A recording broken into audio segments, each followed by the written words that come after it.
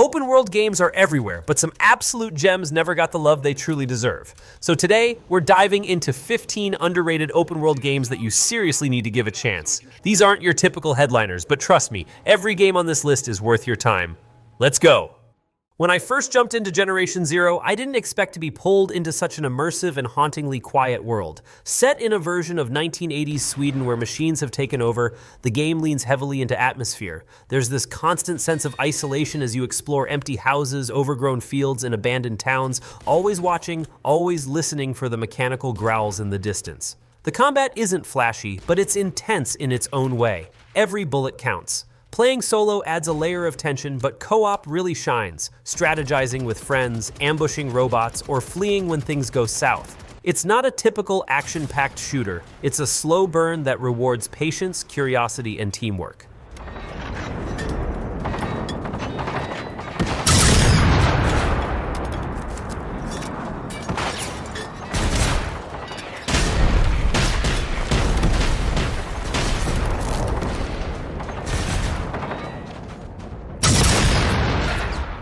Sable is one of those games that made me slow down and just appreciate the world it built. There's no combat, no enemies, just a vast, stylized desert and a coming-of-age story told through exploration and discovery. I loved cruising across sand dunes on my hoverbike, stopping at strange structures or remote villages, and helping people with their own stories. The art style is like a moving graphic novel, and the soundtrack, especially from Japanese Breakfast, sets such a serene, emotional tone. It's a reflective experience more than anything. If you're the kind of player who enjoys taking your time and uncovering meaning in silence and solitude, this is a journey that really stays with you.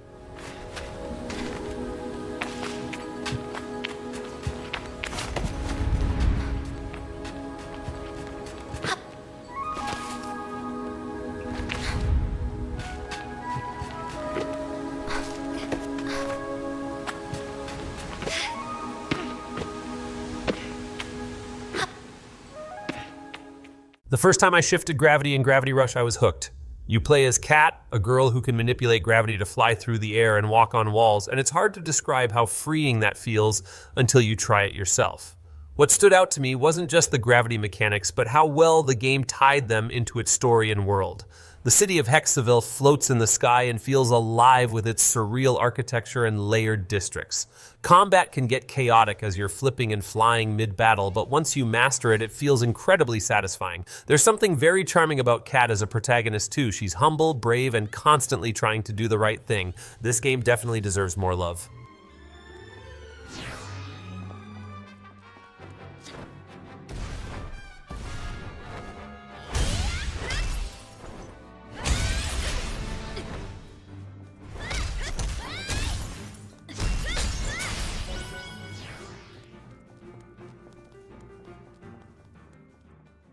There's something deeply satisfying about tearing down buildings with a sledgehammer in Red Faction Guerrilla. This game is all about destruction, and it doesn't hold back. Every wall, tower, or bridge you see can be brought down, and the physics are so well done that I often found myself demolishing structures just to see how they'd fall. The setting, Mars, gives the game a unique red-hued wasteland vibe that fits perfectly with the theme of rebellion and guerrilla warfare. The missions offer a good mix of combat, strategy, and chaos. What really impressed me was how the game encourages creativity. Do I storm in guns blazing or take out the supports and let the whole base collapse? It's a sandbox of destruction, and I had an absolute blast every time I returned to it. And our numbers grew.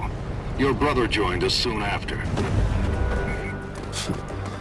That was always Dan's problem. Couldn't run from a fight. If there were more like him, we'd have a chance of winning this thing. Maybe. All right, I'm at the base. Good. Use whatever you can to bring... Out of all the Assassin's Creed games, Syndicate always felt unfairly overlooked to me. It takes place in Victorian London, a city full of smog, industry, and revolution, and it's absolutely packed with detail. I really enjoyed playing as both Jacob and Evie Fry, twin assassins with different playstyles and personalities. The character switching added depth to the story, and their sibling dynamic gave the game a lighter tone compared to earlier entries. The grappling hook changed the way I approached movement, making rooftop travel quick and satisfying. London's borough system made every district feel like its own battleground, and the gang wars were a fun twist. Syndicate might not be the most famous title in the series, but for me it's one of the most entertaining.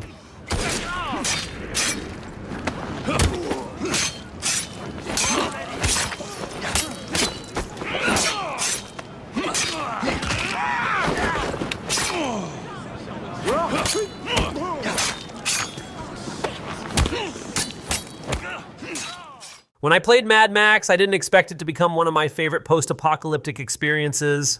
The world is pure desert chaos. Windswept dunes, rusted ruins, and warbands roaming around in souped-up death machines. What really got me hooked was the car combat. Building and upgrading my magnum opus felt like crafting my own beast. I could customize everything from the engine to the spikes and armor, and then take it out on the road to hunt convoys or ram enemy vehicles off cliffs. On foot, combat is gritty and punchy, but it's the open road where the game truly comes alive. Even the quieter moments, like standing on a cliff looking over the wasteland, gave me this weird sense of calm in a world gone mad.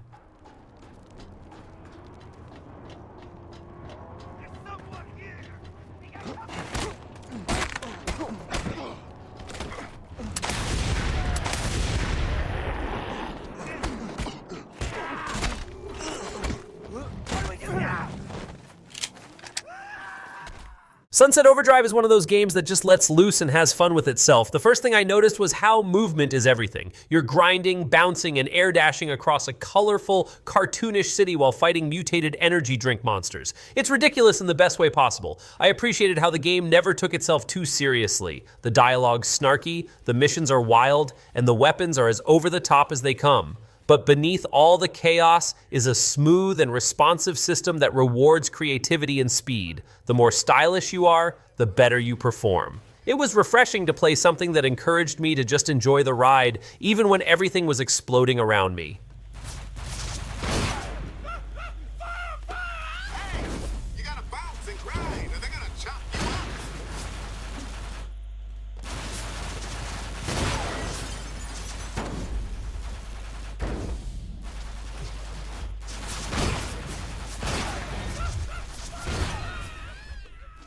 Days Gone took its time growing on me. At first, it felt like another zombie survival game, but the more I played, the more I connected with Deacon St. John's journey. Riding my bike through Oregon's forests and mountains, fixing it up with scavenged parts, and managing fuel gave the game a grounded, immersive feeling. But what really stood out were the freaker hordes. The first time I stumbled across a full horde, I panicked. I ran, I hid, and when I finally fought back, it was one of the most intense moments I've had in a game. Deacon's story might not be flashy, but it's honest. It's about loyalty, loss, and holding on to whatever hope you can find in a world that's crumbling. By the end, I was fully invested. Shot at this brother! Damn it, sir. Go. Get your lady.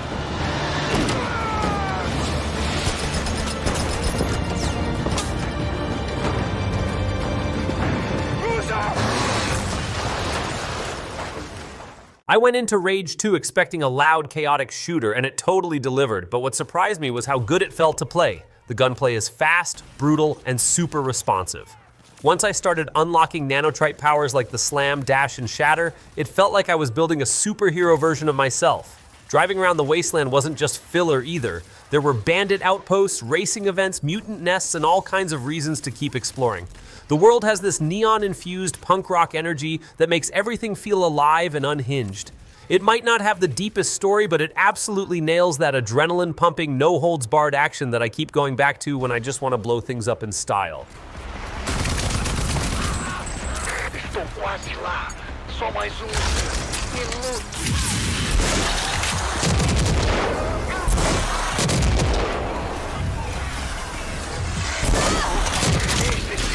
Complexo até para mim. Eu estou prestes a invadi-lo. I wasn't ready for how grounded Kingdom Come. Deliverance really was. It's not your typical open-world RPG. There's no magic, no dragons, just a brutal and realistic medieval world where survival means learning to fight, read, and even clean your armor.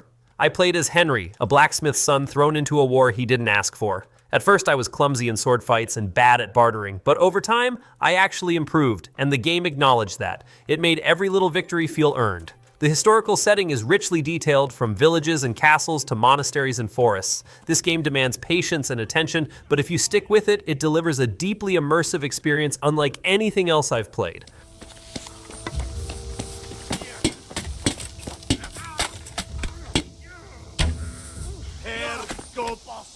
Beszarás, és pont amikor kedvem lenne... I'm going to enjoy this.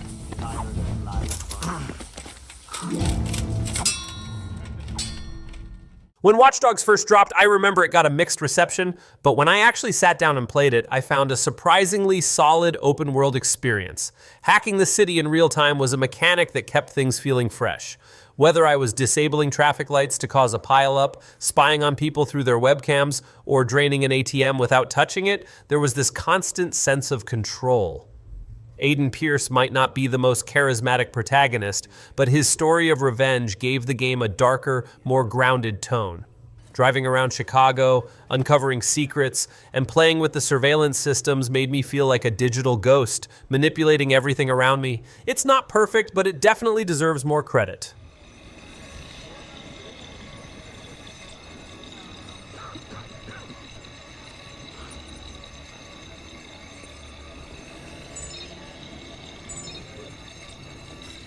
Te achei. Agora você é meu. Far Cry Primal took a big risk by ditching guns and modern tech for a Stone Age setting, and I honestly loved that about it. The world is wild, brutal, and full of danger, from saber-toothed cats stalking you in the dark to rival tribes hunting you down. Playing as Takar, I had to learn to survive using nothing but spears, bows, and animal companions. Taming a saber-tooth for the first time was a huge highlight, and having it fight by my side made me feel like a true beastmaster. The world felt alive in a primal, instinctual way. Crafting tools, exploring caves, and building my village gave a real sense of progress and connection. It's a refreshing take on the open world genre that more people should experience.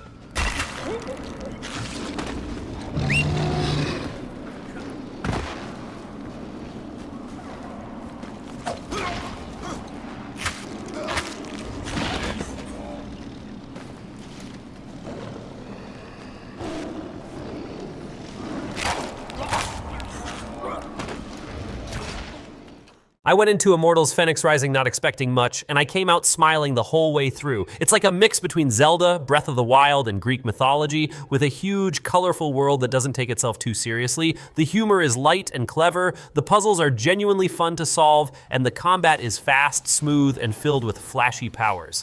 I really enjoyed exploring every corner of the Golden Isle, climbing massive statues, gliding over chasms, and diving into vaults full of mythological challenges. It has heart, charm, and just enough challenge to keep me hooked. It might not have had the biggest marketing push, but it's one of those games I'd recommend to anyone who enjoys exploration and mythic adventures.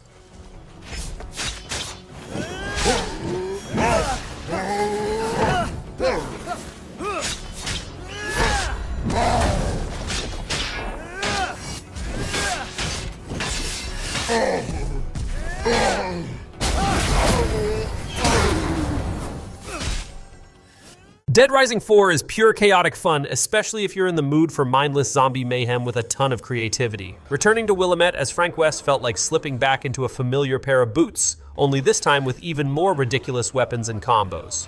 One moment I was slicing zombies with an electrified axe, the next I was mowing through hordes with a modified go-kart. The game doesn't hold back when it comes to letting you experiment and go wild. The holiday-themed setting also adds this weird contrast. Festive decorations, carols, and snow everywhere, while you're surrounded by flesh-eating monsters. It may not have the depth of earlier entries, but as a sandbox of destruction, I had a blast every time I booted it up.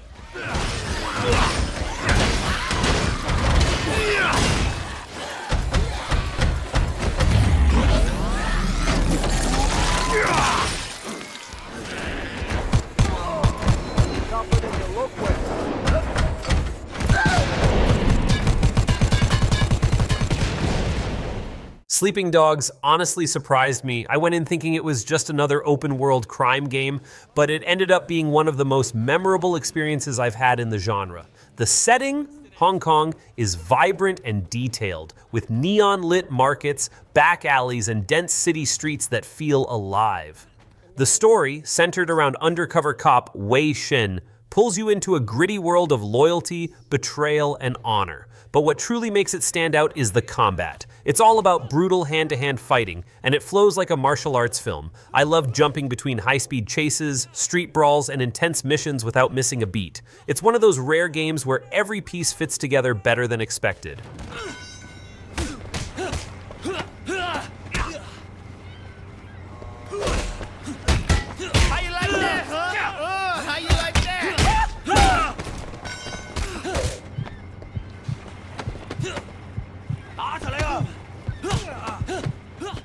So there you have it. 15 underrated open world games that slipped under the radar but totally deserve your time. How many of these have you played? And did we miss any of your favorites? Let me know in the comments. Hit that like button if you enjoyed the list. And don't forget to subscribe for more gaming goodness.